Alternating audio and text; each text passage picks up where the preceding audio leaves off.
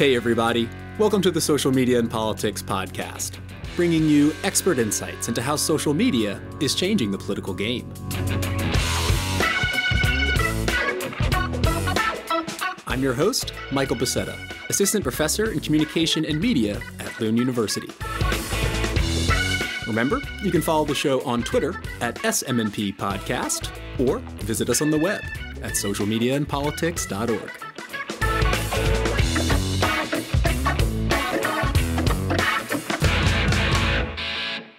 All right, y'all. Thanks so much for tuning in. In this episode, we're going to be diving into data-driven campaigning practices in Germany, which is an interesting case not only because of the political clout that Germany carries within the EU, but also because Germany is a multi-party system and data-driven campaigning practices there probably better approximate what's going on in most other countries rather than the main case that we tend to study, which is the United States. And while digital campaigning practices in the US tend to be considered the sexiest because of the large amounts of money and data involved, there are other countries with non-first-past-the-post electoral systems, different media systems with strong public service broadcasters, different legal codes around user privacy, and different political cultures around campaigning. So my guests today are Dr. André Haller. He holds the professorship in Marketing, Communications Management, and Digital Marketing at the University of Applied Sciences Kufstein-Tirol, and Simon Kruschinski, who is a research assistant and PhD student at the University of Mainz in the Department of Communications. And both André and Simon have been working together interviewing German politicians about their data-driven campaigning practices. And they published a piece on this in 2017 entitled Restrictions on Data-Driven Political Micro-Targeting in Germany. I'll link to that in the show notes, but in that work, they've interviewed a lot of German politicians in statewide elections about their digital campaigning practices, and since that article was published, have interviewed more politicians around national elections in Germany, for example. So we're going to catch up with them and hear about what they found in their research in terms of what are the political, media, and legal structures that influence the ways that German politicians are adopting digital campaigning and canvassing practices. So without further ado, let me turn it over to Dr. André Haller and Simon Kruschinski. André, Simon, thanks for taking the time out and welcome to the Social Media and Politics podcast. Yeah, thank you for your interest in our research and having us to your podcast. We are really stoked to be part of that great line of guests you've already interviewed. So I'm very happy to talk to you. Yeah, thanks a lot. We're happy to be part of this podcast. Awesome. So both of you have been working together on a project investigating how German political parties use data-driven strategies in their campaigns. And I think Germany is such an interesting context because it's this huge political player in the EU, but it's also a country with really strict privacy laws. So to start out here, how did that research come about and what makes Germany an interesting case to study digital campaigning? Yeah, you're absolutely right. And André and I met at ICREA in 2016, which was one of my first conferences where I presented some first results from some qualitative interviews about German data-driven canvassing. And I tried to compare them to the US. So it was quite a difficult case for me. So after the presentation, I think we were debating about one question, like why is Obama lauded for his technology-intensive and data-savvy election campaign in 2008 and 2012? And on the other side, why our parties in Germany are still randomly hanging like election billboards in some constituencies, posting rather random stuff on their webpage and are using Facebook more as a online calendar for better or worse. Yeah, after that, we've brainstormed a little bit in many Skype sessions about how we could collaborate on this topic. And we thought about developing a research agenda around the idea to analyze qualitative interview data and to look into data-driven techniques and if they are common in Germany. So we've analyzed the interview data and wrote a piece on restrictions and potentials of data-driven campaigning in the German case. Yeah, I think while writing this piece, it was somehow fascinating for us to see that Germany is indeed a very special and interesting case because we have a completely different playing field here compared to the US in terms of things like data protection laws, political culture, and the electoral political system. So we were kind of amazed how this is differing between the US case. And what we also saw was that this is a very understudied area in German political as well as communication research. So this is interesting because it touches so many important aspects, highly relevant for academia, for practical campaigning, and also for society. Absolutely. And I think, you alluded to it, but, for better or for worse, we end up comparing, what's going on in other countries' campaigns to that of the US, even though it has such a unique political system and particularly campaigns finance laws. So you mentioned that it was a bit of a struggle to compare these two cases. And I want to ask, before we start digging into the kind of nuts and bolts of Germany's digital campaigning, what do you think is the biggest single factor that influences how digital campaigning in Germany is conducted? Yeah, we thought about that. It's really hard to pinpoint one most influential factor because election campaigns are planned and conducted under structural and situational factors which are highly interconnected and complex. So therefore, we'd like to offer three factors which were mentioned for having the biggest influence by the German campaign strategists over the course of our research in the last years. The first one is the legal system. As you know, Germany's data protection laws were the blueprint for the new European data protection regulation. So they are very complex and also strict, and therefore caused some headache and also legal battles for German campaign managers who worked on data-driven campaigning strategies and technologies.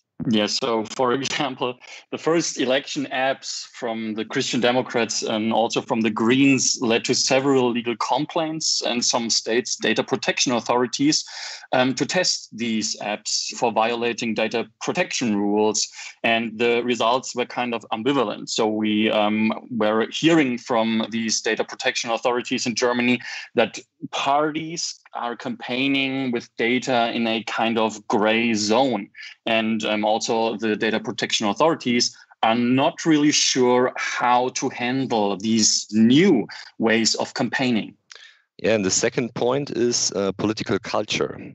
Almost all of the campaign managers we interviewed told us that they are especially aware of the citizens and party members' concerns about data privacy and therefore are very cautious about the use of voter data for data-driven campaigning strategies like Facebook advertising or also for canvassing. And some told us about long debates within their party where data and technology enthusiasts clashed with pessimists, or simply where also longtime party people just dismissed the idea of using data because their gut feeling knows always better. So we also saw kind of political cultural aspects as limiting factors in our interviews. The interesting thing is concerning political culture was one further factor in culture. Many German citizens want to keep their political viewpoints private and they don't feel free or really comfortable to be approached by politicians on the streets or at their doorsteps. Yeah, and the third biggest influencing factor is, in our opinion, the electoral laws, or especially party finances. So compared to the US, German party funding is very limited and also centered around transparency. So in terms of public funding, a total of around 150 million euros is distributed in direct public grants among the eligible parties, dependent on each votes polled in recent elections.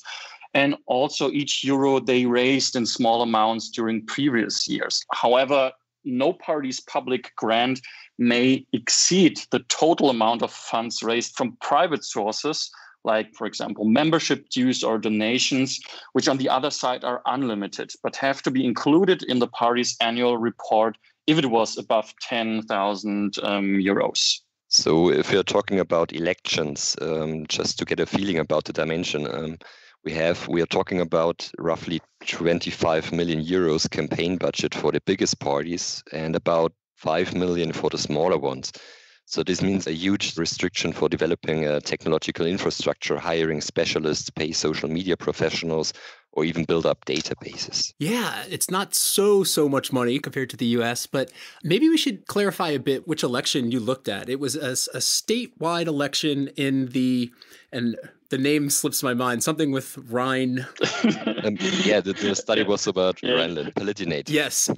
So Rhine was correct. And, I'll be bluntly honest here that I know more about the wine varietals of the Rhine region than I do the legal complexities. I know there's some great great white wines down there. That's true. Very good, especially where you're at, Simon. But I'm thinking we're thinking about these, as you mentioned, the legal codes and the political culture and the finance laws.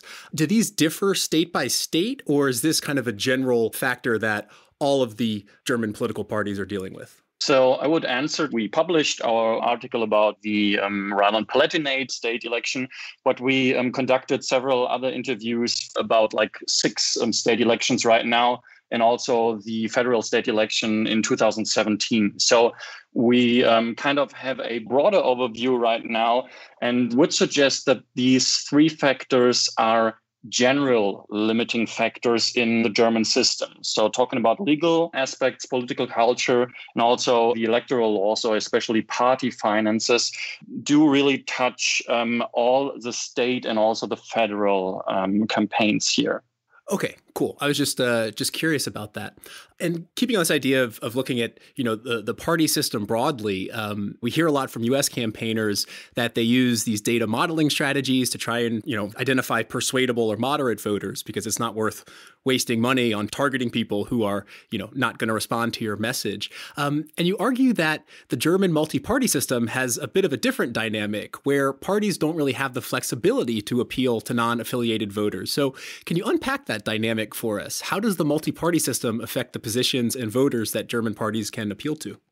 Yeah, I think the most important aspect to mention is that although we have many regions where one party dominates, the German multi-party system allows for complex and dynamic voting decisions along specific milieus and ideologies.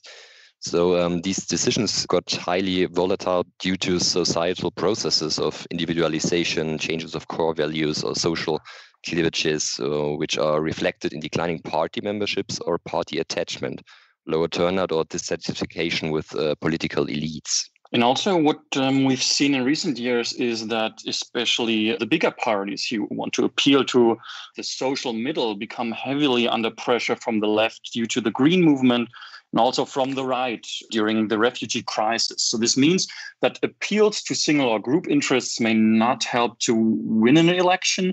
And the question of how to spend these scarce resources we've talked about, the most promising constituencies and also the most probable voters, becomes key, with the result that parties use data to look for those voters who once voted for the respective party, but shifted to another one or stayed away from voting in the last elections, and therefore shows a high probability to be mobilized again. So this is kind of a very also historic process, what we can see, that mobilization strategies got high importance for campaign strategists in Germany over the course of the last years.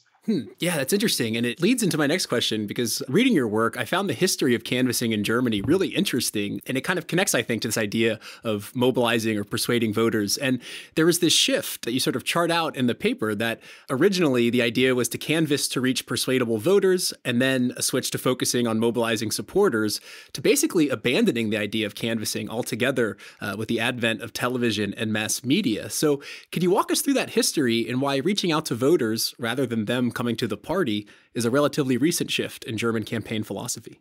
Yeah, in line with other authors, we would argue that the use of certain campaign technologies go hand in hand with social, political, and technological changes, as Simon stated. And these changes ultimately result in a political actor's need for an enhancement of electoral communication strategies, mostly described in the literature as professionalization or modernization, or in other contexts as Americanization.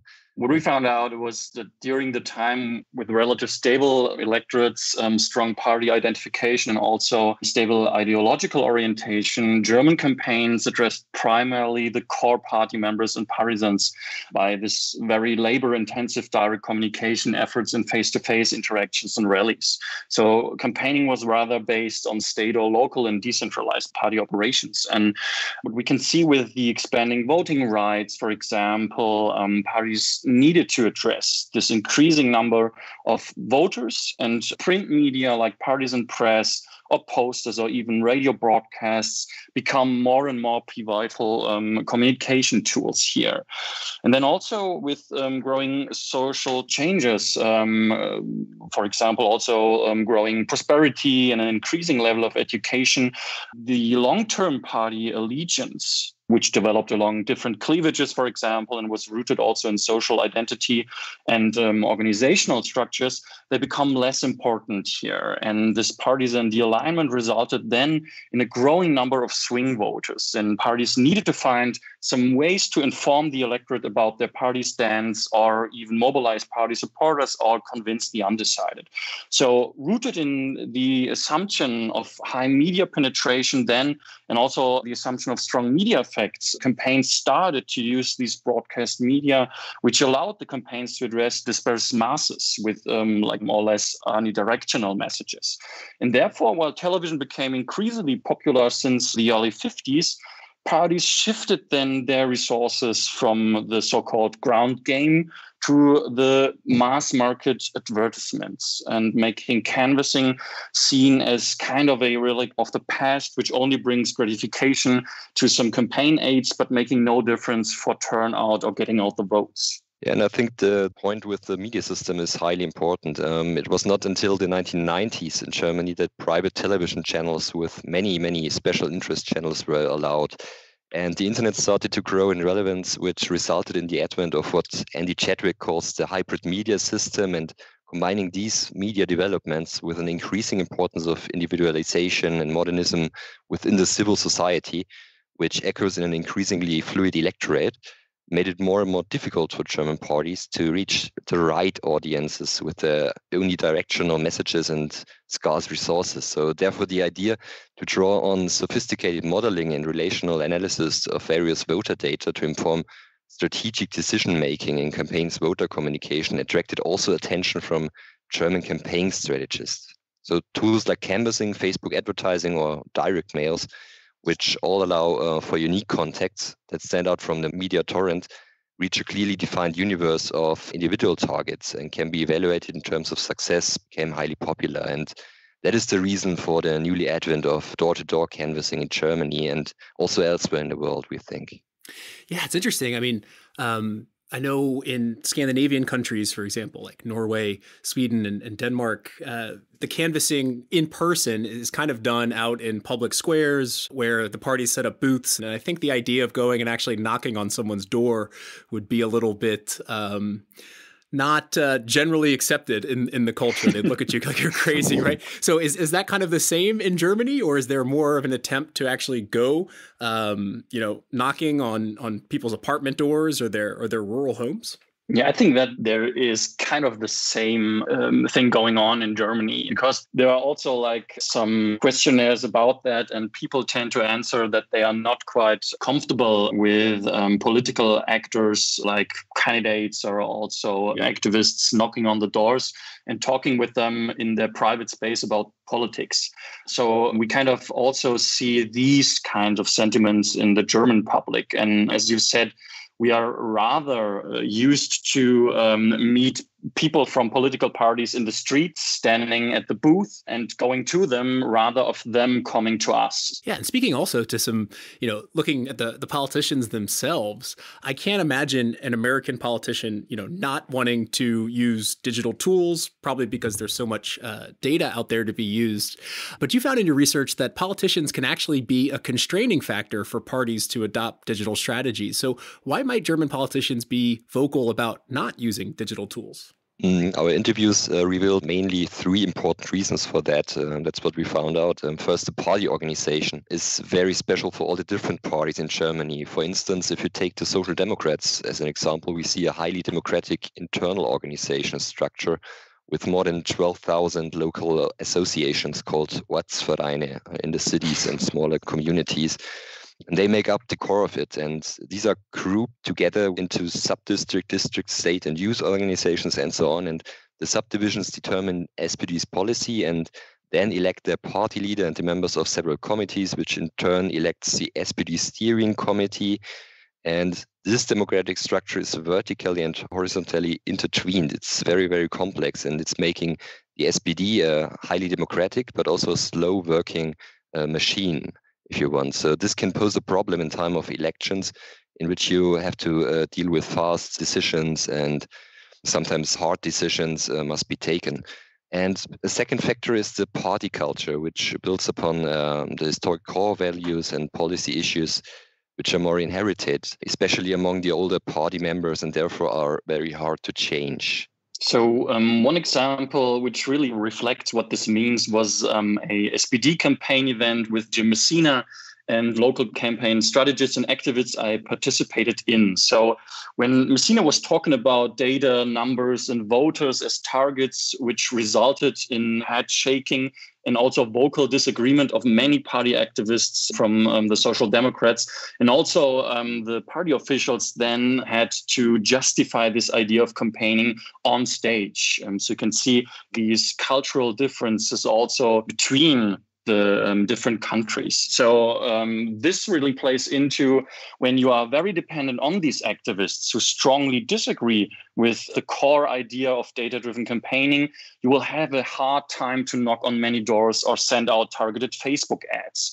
And also another recurring narrative is this old and proud party members in Germany who aren't really interested in change or advice from so-called experts from Berlin. So this goes in the manner of you people from Berlin want to tell us, the old guys, how to campaign in our constituency.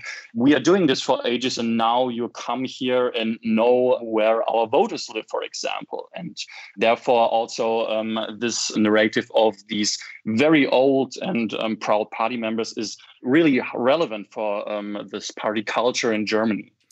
That's interesting. And do you see that also with, parties like the Greens, which have more of a kind of younger, more tech-savvy base?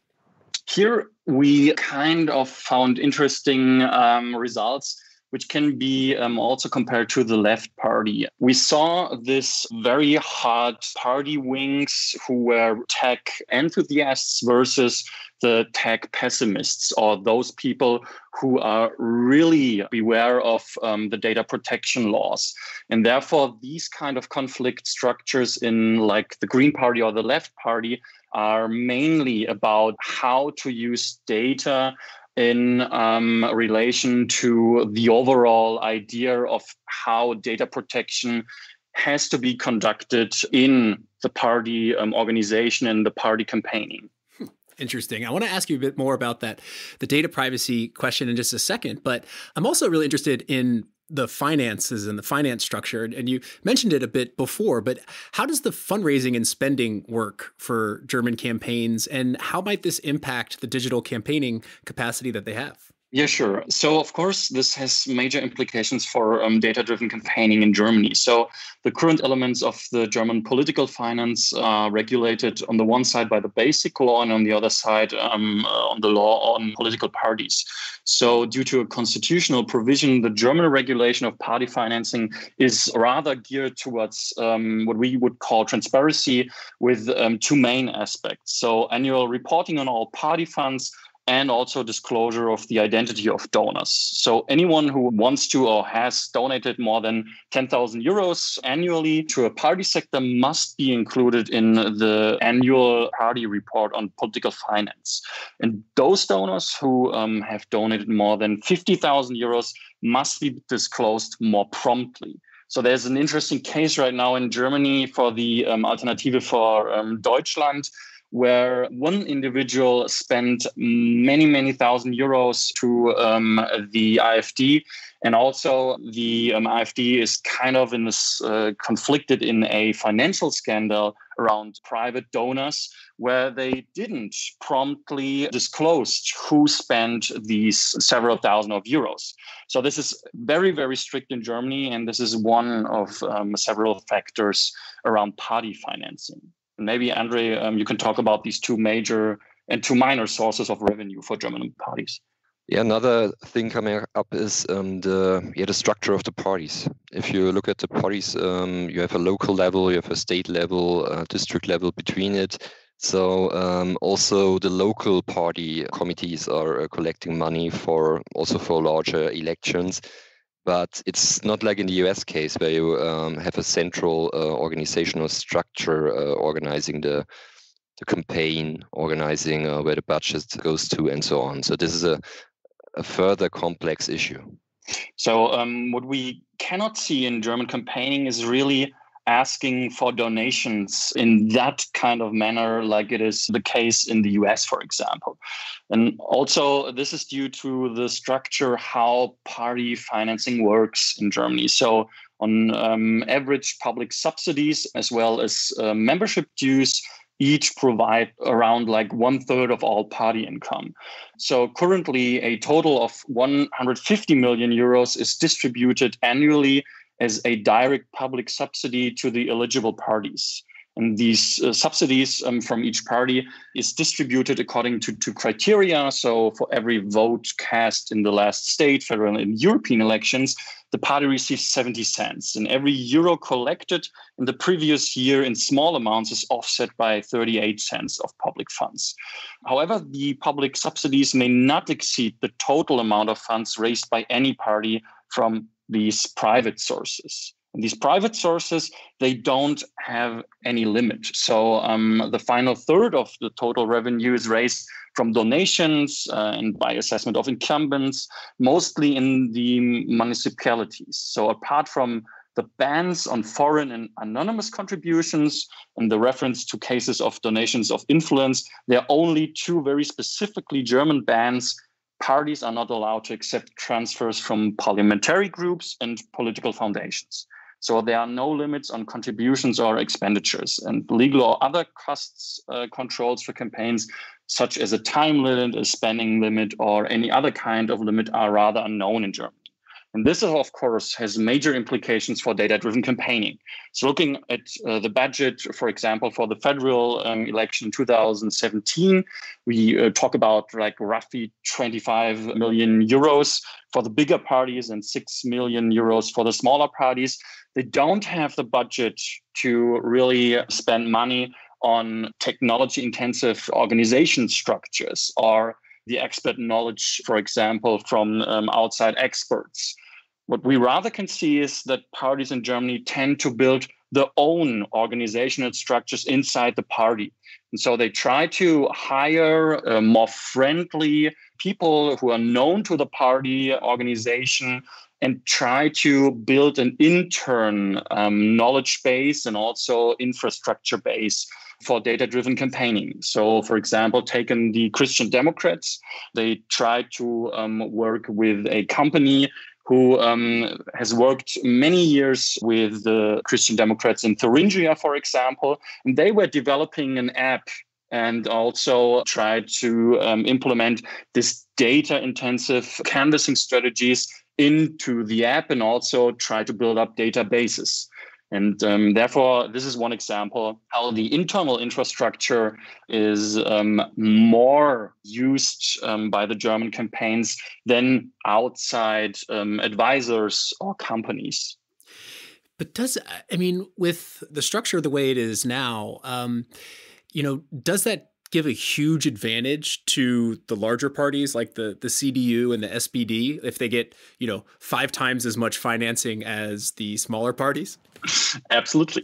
That's absolutely right. So this is one very major issue in Germany concerning party finance. So we have a heavily skewed party finance system because it contributes the money to those parties who get more votes, get more spendings. So this, of course, has also major implications for the smaller parties in comparison to the bigger parties. And this is also a huge issue in Germany, talking about party financing.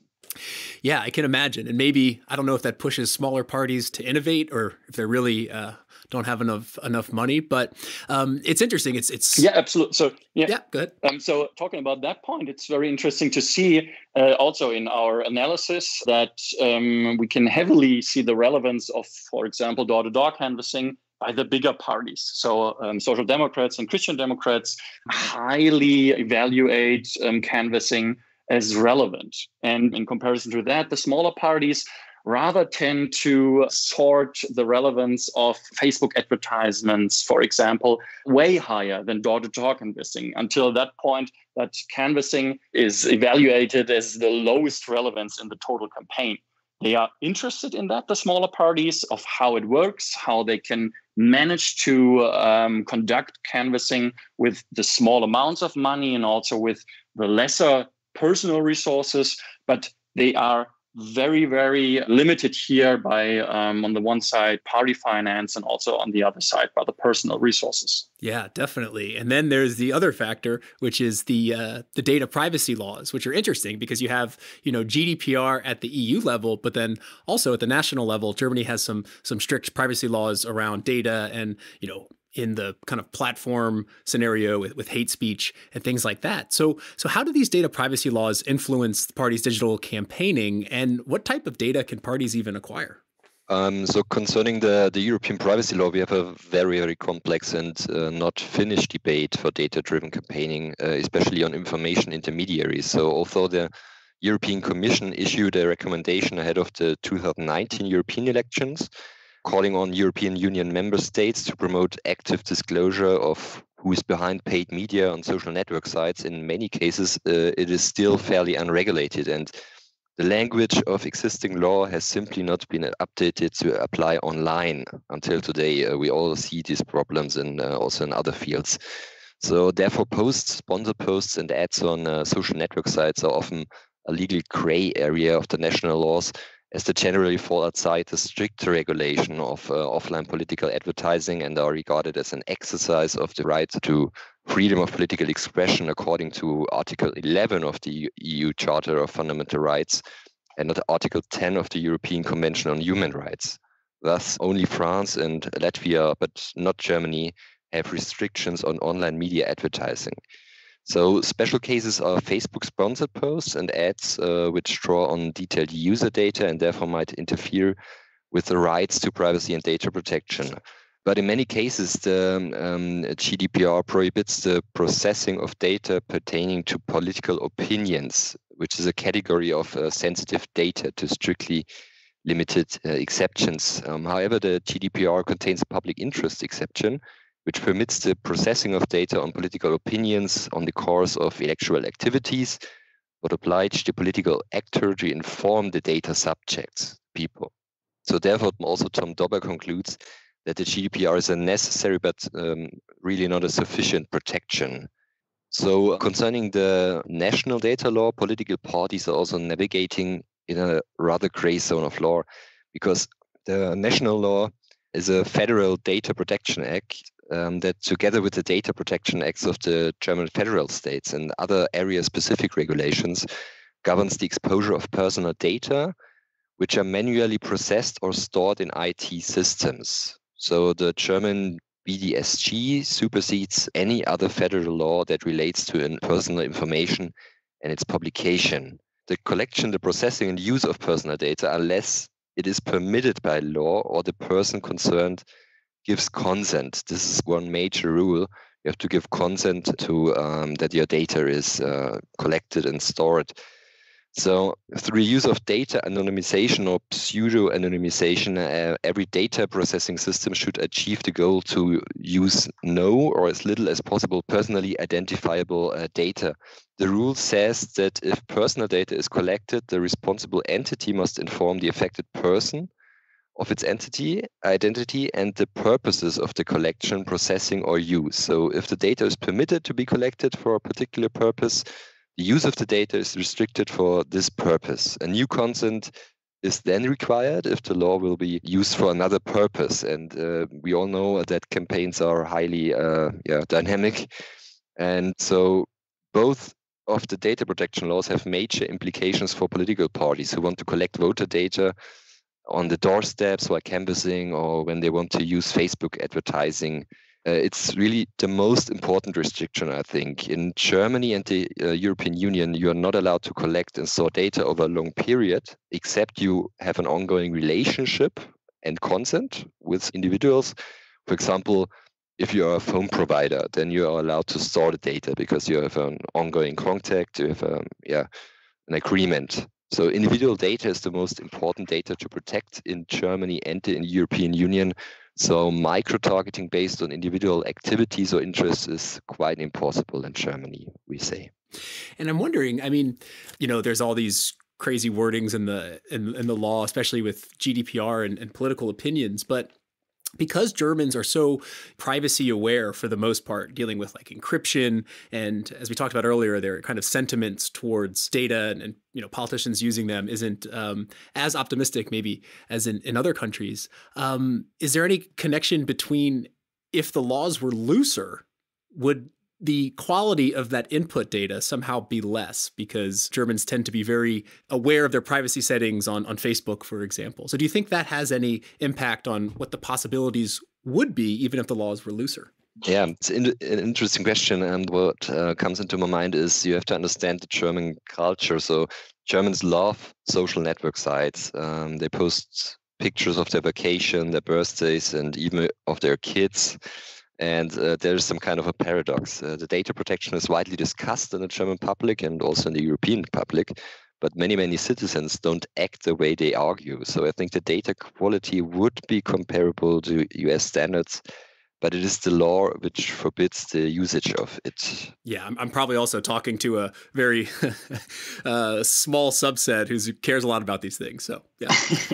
Yeah, so I would take a broader approach. I think we have to be generally critical of the data quality in all countries, but also especially in those where we have like several restrictions and also not very good existing databases on voters.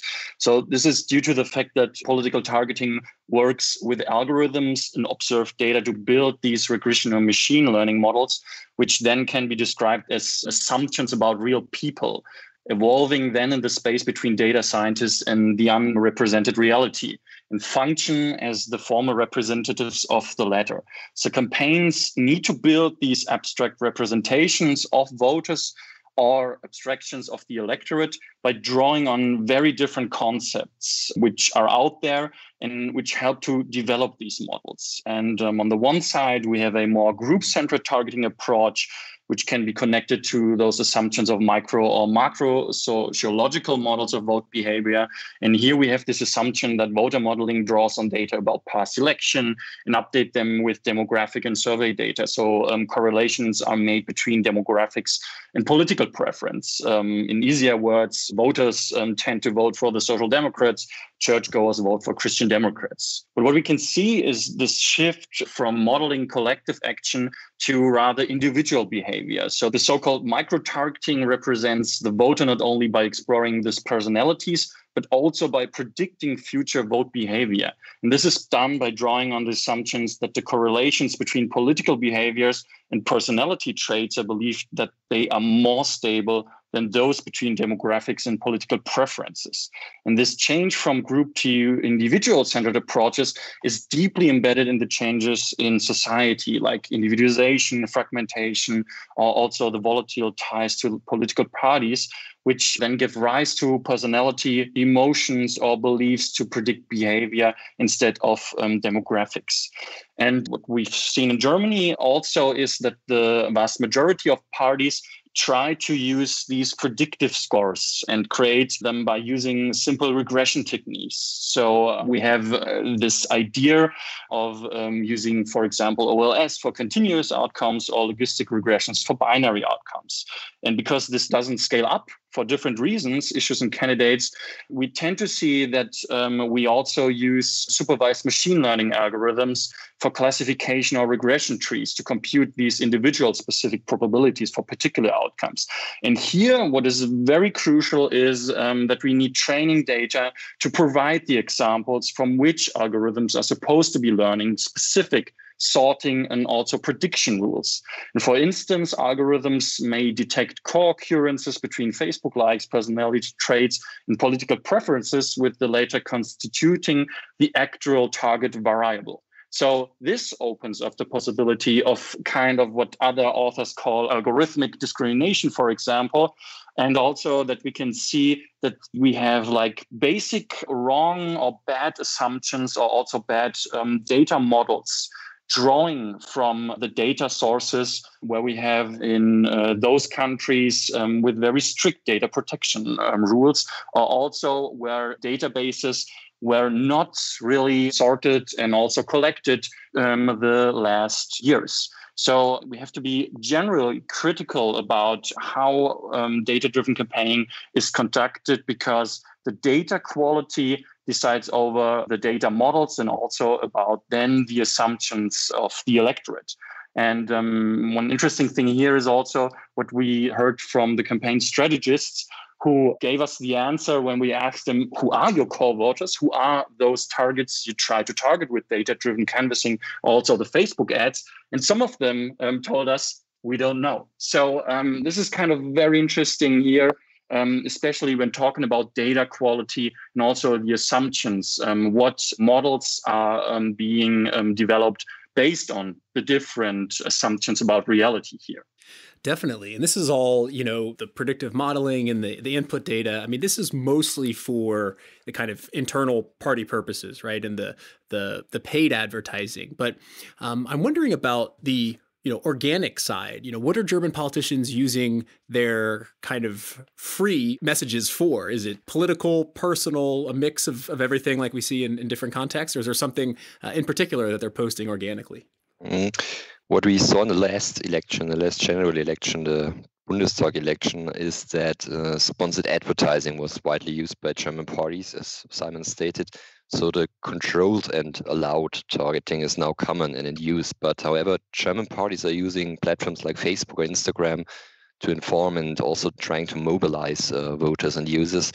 But it's kind of different to the US. In the States, every politician is active on Facebook or Twitter or other channels and talks to their users. This is not necessarily the case in Germany, because many posts only have an informative function and do not fulfill the standards of dialogical social web communication. So many politicians still think that Facebook is something like a digital billboard or something. Yeah, like a press release type of post.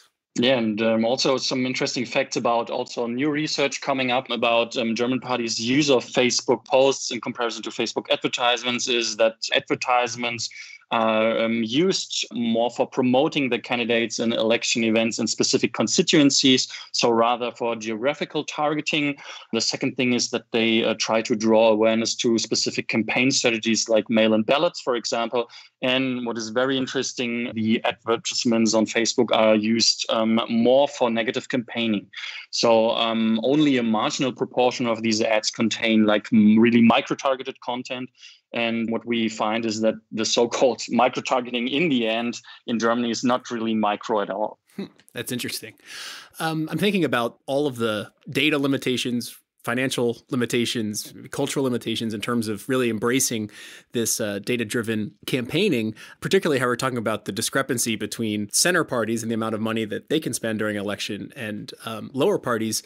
It makes you wonder about these more fringe actors, whether that's the AfD politically or the Pegida movement, going back to the refugee crisis. And I know André's done a lot of work in this area, looking at also alternative online media spaces. I mean, do you think that somehow the lack of resources for parties in comparison to the US might make some of these actors more visible in the public debate, or maybe have more influence than they would have if the parties were better resourced? Yeah, I think the social network sites really offer the opportunity to gain reach, and particularly for smaller or underdog parties. As you know, the AfD was a real underdog party. In the first election, they nearly got into the parliament. With, I think, 4.8% or 4.7%, I don't know. They couldn't overcome that threshold. But this is a chance for smaller parties. I saw it when I did two data analysis after the national election 2017 in Germany and the last European election. And it was obvious that the AfD had the most reactions and therefore a higher visibility on Facebook. It was the case of Facebook. So a reason for that could be that the party communicates quite aggressive in a tabloid-style manner. And this fits to social media logics. It's scandalous and so on. And in general, social media platforms are easy to handle and free, which means that especially smaller parties can succeed with online communication, especially social media communication. But I don't think that restrictions on data-driven campaigning helped the AfD at all, because every party was able to use sponsored ads. So the bigger ones might have had an advantage, but a lot of engagement on Facebook in these two elections was produced by regular postings of the AfD. Yeah, and this is also very interesting that we also saw that the AfD, for example, almost didn't advertise paid content on Facebook. So we can see a strong strategy based on organic content by the so-called fringe parties in the German election space. But also when we researched the European election, that the extreme right parties, for example, also try to mainly use the unpaid organic content here. Interesting. And I got from the conversation that, there's a lot of debates going on, and obviously the legal situation is, as you said, it's kind of a gray zone. It'll be interesting to see how it unfolds in future elections. But André, Simon, thanks so much for taking the time out and sharing your research with us. Thank you. Yeah, you're welcome, and thank you. I've just been speaking with Dr. André Haller and Simon Kruschinski. You can find that article they published using some of this interview data down in the episode description. And that's a wrap for this episode of the Social Media and Politics podcast. Thank you so much for tuning in. Next time, I'll be speaking with Sinan Iral, professor in information technology and management at MIT, about his new book, The Hype Machine, and the research he's done in science on fake news.